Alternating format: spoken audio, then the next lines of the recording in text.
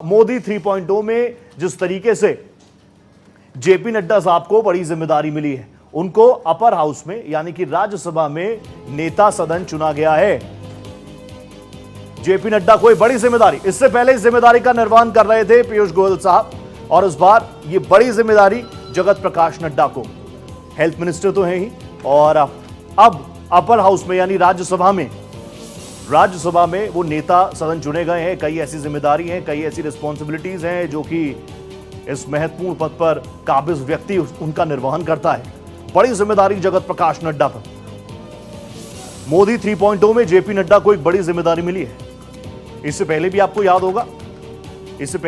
याद होगा कि जगत प्रकाश नड्डा 2014 में जब मोदी सरकार का आगाज हुआ था तो उस वक्त भी हेल्थ मिनिस्टर ही थे।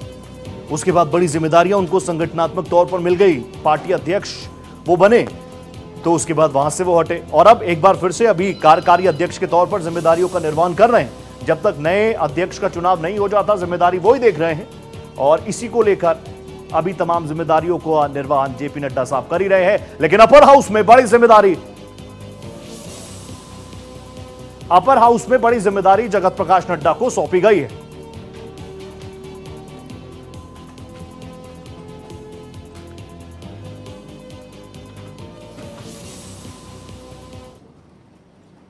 तो पीयूष गोयल की जगह अब नजर आएंगे जगत प्रकाश नड्डा। अपर हाउस में बड़ी जिम्मेदारी उनको सौंपी गई है। मेरे साथ मेरे सहयोगी अजीत प्रताप सिंह फोन लाइन पर जुड़ चुके हैं। अजीत जी, बड़ी जिम्मेदारी जगत प्रकाश नड्डा को, और 2014 में भी हमने देखा था हेल्थ मिनिस्ट्री तो मिली, लेकिन इस बार अपर हाउस की भी बड़ी जिम्मेदारी जगत प्रकाश नड्डा को।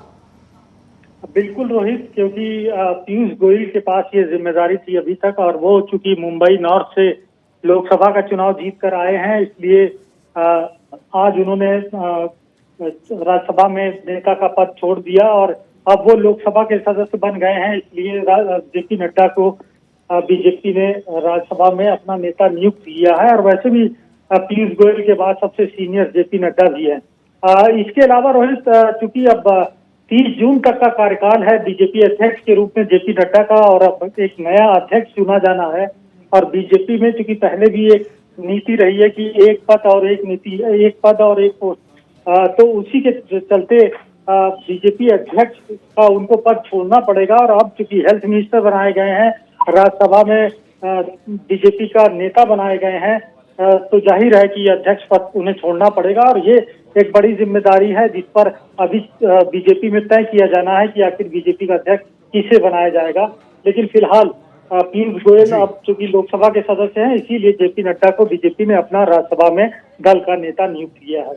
रोहित, जाहिर सी बात है अजीत जी, लेकिन ये बड़ी जिम्मेदारी सौंपी गई है जेपी नड्डा साहब को और वो जिम्मेदारियों का निर्वहन भी करेंगे।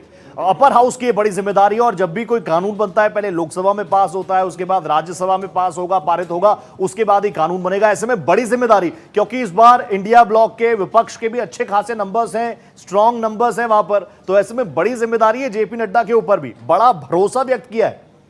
बिल्कुल रोहित, क्योंकि 2014 और 2019 में बीजेपी के पास पूर्ण बहुमत था लोकसभा में, और लोकसभा में कोई भी बिल पारित करने में बीजेपी को दिक्कत नहीं होती थी। लेकिन अब चूंकि लोकसभा में जिस तरह का संख्या बल है, बीजेपी के लिए बड़ी चुनौती होगी कि वो लोकसभा में अपना एक बहुमत बनाए।